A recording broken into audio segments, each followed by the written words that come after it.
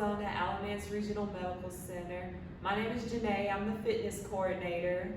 And I'm Kate Watts. I'm a registered dietitian with Code Health and the LiveLifeWell team. So March is National Nutrition Month, and what better way to talk about nutrition than with a registered dietitian? So our focus today is talking about exercise nutrition. So just kind of the popular questions that you have when you're exercising as it relates to nutrition and everything that encompasses. So we've got some questions that we kind of get asked a lot at the fitness center, and if you have any questions, feel free to comment in the comment section below, and we'll get started. Sounds good. All right, so one of the main questions we get is, what should I eat after I work out? So what do you recommend? Yeah, really important. Great question to start with, because we know that nutrition is good to fuel our workout, but it's equally as important for that recovery after the workout. And so typically trying to eat or refuel your body within like an hour after working out is ideal. And you want to include protein especially, because that provides the amino acids that really help rebuild that muscle after that muscle breakdown from your workout. And then also carbohydrates to top off those glycogen stores in your muscles. You know, they used up all that energy during your workout, so it's good to replenish that as well. So with all that, you know, it makes sense to time your workout before a meal, about an hour before a meal. So just naturally you're gonna have kind of like a nice balance of protein and carbohydrates. But if that doesn't work for your schedule, then having a post-workout snack that includes a good source of protein, like a hard-boiled egg or a cheese stick or some lean meat or poultry or fish. Beans, also a good protein source, or even a protein shake, if you need something quick and easy, just to go ahead and replenish those stores after that workout. And don't forget to hydrate with water afterwards as well. That's awesome. All right, so is it okay to eat late at night? So like after 8 p.m.? Yeah, it's funny how like popular that rule of thumb has gotten, right? We hear that all the time. So really the idea behind that recommendation is that you're allowing your digestive system time to rest before you're actually laying down, so that your digestive system's not working while the rest of your body is, you know, resting. And so really it makes sense to individualize that to your own routine. So trying to stop eating 1 to 2 hours before your bedtime. So if your bedtime's at 10 o'clock, then yeah, 8 p.m. is a perfect cutoff for that goal. If you are hungry during that window and you need a snack before bedtime, just try to do something light, like yogurt or a piece of fruit or a few crackers, something like that to kind of tide you over. Okay, awesome. Yeah, and kind of on that note, I know I get asked a lot whether it's okay to exercise super late at night. And, you know, we have different people that work different shifts, so I know that can, you know, kind of propose its own challenges. But typically, we kind of use the same rule as nutrition. You know, when you're trying to gear down to go to sleep, it's hard when your heart rate is increasing, your blood pressure is increasing. Sometimes people find it difficult to kind of wind down. So I usually recommend that if you can get a workout in before 8 p.m., especially if you're trying to go to bed before midnight, that would be ideal. If you work, you know, third shift and you're trying to, you know, get a workout in the middle of the night, that might be different because you're not going to bed until, you know, 8 or so in the morning. Exactly, yeah. All right, so how long should you wait to exercise after you eat, like a piece of fruit, for example? Yeah, so to get like the most benefit from that energy from your food, you probably want to consume it 1 to 2 hours before your workout. So that allows time for you to digest it, absorb it, and get that energy where it needs to be readily available for an intense workout. But you know, in a pinch, if you were to have a piece of fruit 15 to 30 minutes before a workout, just so you're not exercising on an empty stomach, then you would still, you know, get that little energy boost. It might just kick in a little later in that workout. Awesome. All right, so this question says, if I'm looking to lose weight, I know I have to burn more calories than I consume, but how do I not let my body go into starvation mode? So first of all, just knowing the appropriate amount of calories to take in each day is probably the most important part of that equation. So you can use like a calorie calculator. I like calorieking.com under their tools section. It's just a very simple one. MayoClinic.org also has you can just search for their calorie calculator, and that's a really good one. So those calculators are going to take into account your activity level and your weight goals. So whether someone's trying to gain, maintain, or lose weight, and give you a good starting point for calories. In general, to avoid the starvation mode, we recommend a minimum amount of calories per day for women to be 1,200 or more, and for men 1,800 calories per day or more. So you'd want to just make sure you're above those limits even while you're trying to lose weight. All right, so can I eat anything I want if I work out the recommended amount per week? Of course you can, right? Right. You can eat whatever you want, whether you work out or not. But I think the question is, do your eating choices, do they line up with what your goals are? And so in that case, if our goal is just general health and well-being, then no amount of exercise is going to undo an unhealthy diet. Exactly. You can't outwork a bad diet. Yeah. All right. So, do frozen vegetables benefit your body the same way that fresh vegetables do? Yes, they actually do. Frozen vegetables are picked at their peak time of ripeness, and so that's optimal for nutrition and taste. And then they're flash frozen and stored, so they can obviously be shelf stable for a long time and be sold to us. And so then when you're going to prepare those foods, if you can cook it really quickly, like steaming in the microwave, that's also gonna preserve all that good nutrition.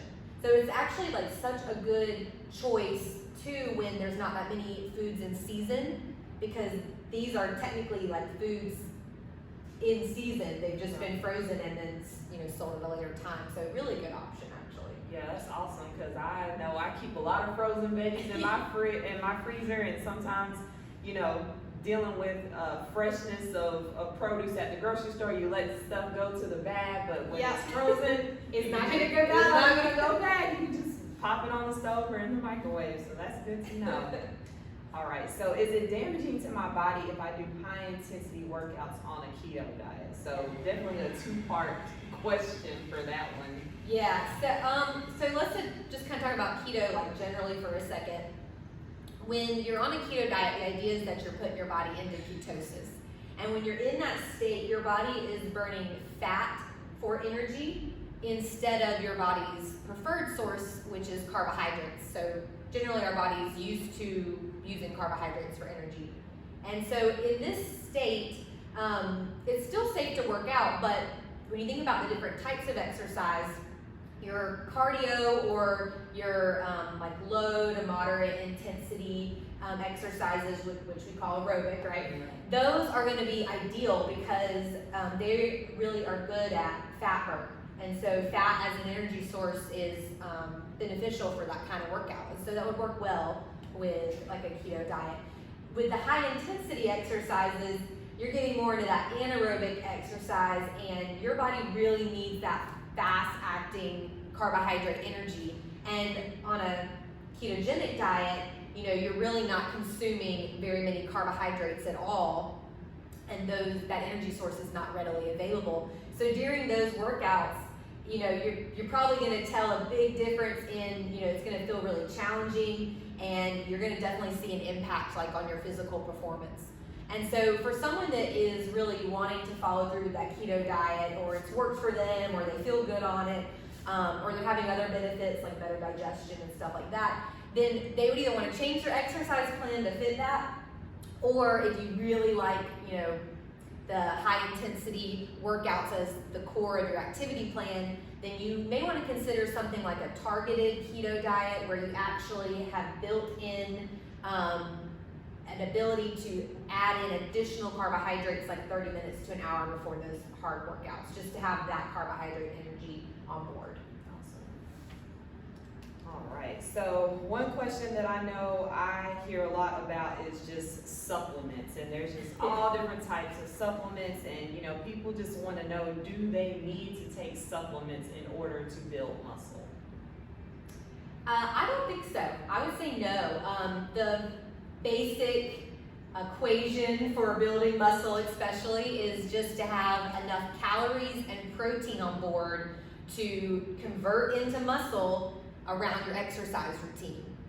And so I think that for most people, they're going to be able, you know, your protein and calorie needs are going to vary totally per individual, but for most people, they can easily meet those recommendations with whole foods and real foods versus having to rely on supplements. So I think the other thing to consider is that a lot of these supplements are more than what we need. So protein especially, our body only absorbs, you know, about 25 to 30 grams of protein at a time. So it's really important to spread that out throughout the day at all of your meals and snacks, especially when you're trying to build muscle. And so we don't need these like massive protein supplements that we're pounding down right after our strengthening workouts, because your body's not going to actually use much of that. It's going to also put strain on your kidneys, filtering all that out of your system. So really, you know, I think they do have a place as far as, you know, again, convenience, and if you're feeling challenged to get enough protein at a certain calorie level and things like that, but definitely possible to do it with real foods first. Awesome. All right, so what is pre and post workout, and is it safe? Great question. So your pre-workout is typically designed to give you energy and focus, right? So it's going to contain things like sugar for that little energy boost, where your body likes sugar for energy, especially when you're working out. It's going to have caffeine, definitely, and other kind of energy boosting properties. Normally you'll see like some B vitamins and stuff in there. So they are generally safe as long as you're taking it according to the manufacturer's instructions. Right. But you do want to look out for how much caffeine is in them. The daily recommended amount for caffeine is 400 milligrams. And so if you see a pre-workout with 200 milligrams or more, that's quite a bit for your day. And I've actually even seen ones over 400 over the day. And you know, too much caffeine, you're jittery, you don't sleep well, and on even the more extreme end, you may feel anxious or experience insomnia or even high blood pressure. So just being careful which products for that. Post-workout, on the other hand, is of course more for like muscle recovery. And so it's typically going to have a balance of carbohydrates, protein, and sometimes like electrolytes and things like that. So pre and post workout, they're both, you know, generally safe for healthy adults to use, but they're not necessarily essential like for health or even for, you know, your workout goals. All right, so speaking of post workout, I heard chocolate milk is a good thing to drink post workout. Is this true? Yeah, it actually is. So first of all, it's got that balance of protein and carbohydrate like we've been talking about, that's good for after your workout. But in research, they actually compare low-fat or non-fat chocolate milk to a carbohydrate-only sports drink. You know, if we think of like our standard sports drinks, right, that just have sugar but not protein, the chocolate milk actually performs better in that rebuilding of muscle after your workout. So yeah. Good to know for all the milk drinkers out there. And we'll kind of finish up with, so should people work out on an empty stomach? I know we get a lot of people that say, you know, I can't eat, you know, too much before I exercise because it makes me feel kind of nasty, but then if I work out on an empty stomach, I run the risk of being dizzy and fatigued. So what do you think? Yeah, I mean, I think the fasted cardio idea is kind of popular, and especially for people that are working out super early in the morning. You know, it may not make sense to eat before. I think for those that don't feel good with food in their stomach, it's really important to have that meal 1 to 2 hours before your exercise to allow that digestion and for not to make you feel bad, but for you to have that energy on board and not, you know, have a low blood sugar and feel dizzy and lightheaded and all of that. So with eating on an empty or exercising on an empty stomach, a few factors to consider.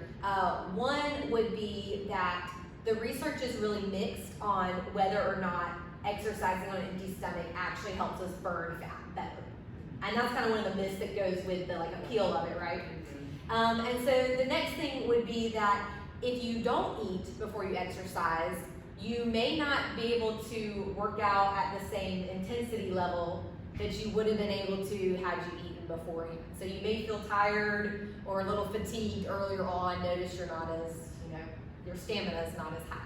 So those are some things to weigh. And then last thing would just be for our seniors, for anyone over age 55, we really recommend that they do eat before exercising because they're at greater risk for muscle loss, which we're gonna see more of if you don't have that nutrition on board. So definitely for that age group, we would recommend they always eat a little something before exercising. Awesome. So yeah, take home for that one is just, try to plan your day accordingly with your workout schedule, how that plays into your nutrition and, your meals throughout the day. And, just make sure that you're choosing the optimal snacks and the optimal fuel for your workout so that you can reach all your health and fitness goals. All right, well, that's all the questions that we have. Like I said, if you have any more questions, feel free to comment them in the comment section. Thank you, Kate, for joining us today, and we hope y'all have a great rest of the day. Thanks, Janée. Bye, everyone.